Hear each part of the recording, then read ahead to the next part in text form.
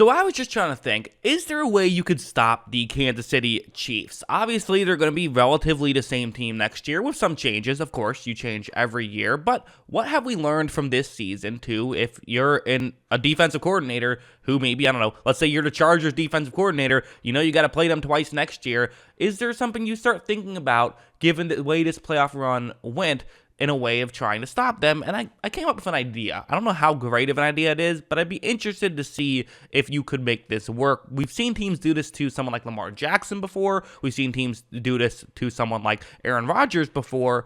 What if you did this, which is play a lot of man coverage and force your opponent's receivers to beat you?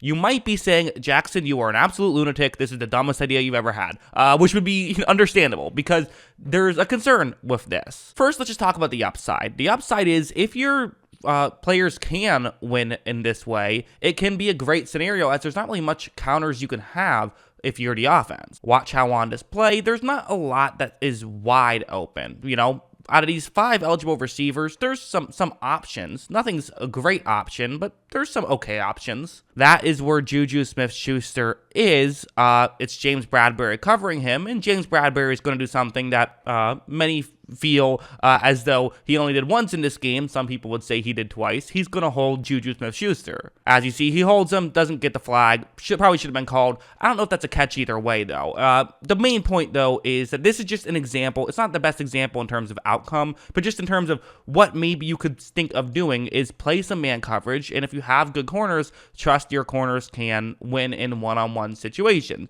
It is not ideal, and it is risky, but teams completely don't do this anymore. Part of why I'm picking such a bad example to show here is because the Eagles only did this a few times in the Super Bowl. Teams basically just never run this coverage against Mahomes because through the beginning part of Mahomes' career, he just destroyed this type of coverage. However, the Chiefs are a different football team now. It's worth mentioning that, I think. Tyreek Hill is gone, and maybe there's still, there's an option here. However, obvious counters. Listen, this is not a perfect strategy, and there's a lot of negatives with it that I'm sure some people will already have, but just again, hear me out. You have Travis Kelce, who is, going to have a one-on-one matchup right here. It is not Darius Slay. It is actually Marcus Epps who's covering him, and watch what happens. Well, you're going to see that Mahomes, eventually when he gets and looks over at Kelce completely dominated his one-on-one matchup and got into the end zone for a touchdown.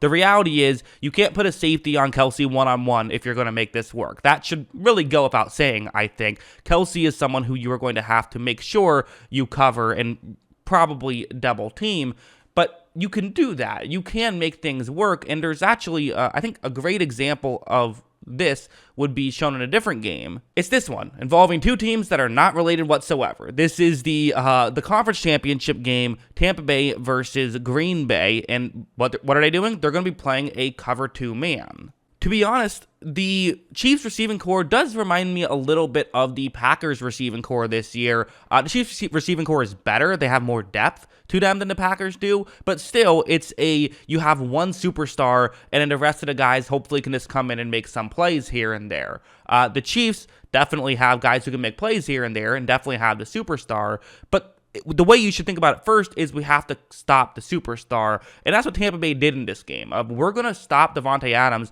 and we're going to trust that our defensive back depth can cover these other guys. Adams, you see his route.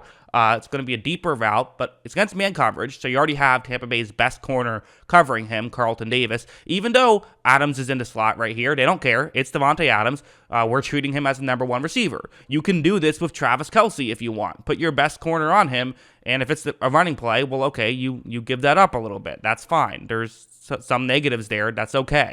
Anyway, watch when this play begins and you see Adams start to run his route. It's actually a pretty good route, but it doesn't matter. Both safeties are looking at him. Both safeties are prepared that if this is going to be a throw in that direction, then it's probably not going to go well for Green Bay, so it's not going to be a throw in that direction. Rodgers says, all right, well, let me try to get to one of my other receivers, and if this is what happens with the Chiefs, if you take away Kelce, then it is going to be these other situations where can your opponent's number 2 corner be able to cover, Sky Moore or Kadarius Toney, in which the answer will be maybe, but you'd probably prefer a maybe to a definite no of can you cover Travis Kelce one-on-one. As you see, Rodgers does throw one up, and there wasn't much separation. It is incomplete. I'm not saying that's going to happen every time. In fact, it certainly isn't. There is no perfect defense in the NFL in 2023. That just doesn't exist anymore. The goal is to just try to limit situations. Like, let's look at this chart right here where you have the difference between when they're in man